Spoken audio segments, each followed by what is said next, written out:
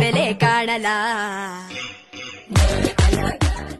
ಮನುಷ್ಯ ತನ್ನ ಕೆಲಸವನ್ನು ತಾನು ಚೆನ್ನಾಗಿ ನಿಷ್ಠೆ ಶ್ರದ್ಧೆಯಿಂದ ಮಾಡಬೇಕು ಅನ್ನುವಂಥ ಉದ್ದೇಶವನ್ನು ಇಟ್ಕೊಂಡಿರುವಂತಹ ಕಾಲಾ ಪತ್ತರ್ ಅಂತ. ಇದು ಹಿಂದಿ ಹೆಸರದು.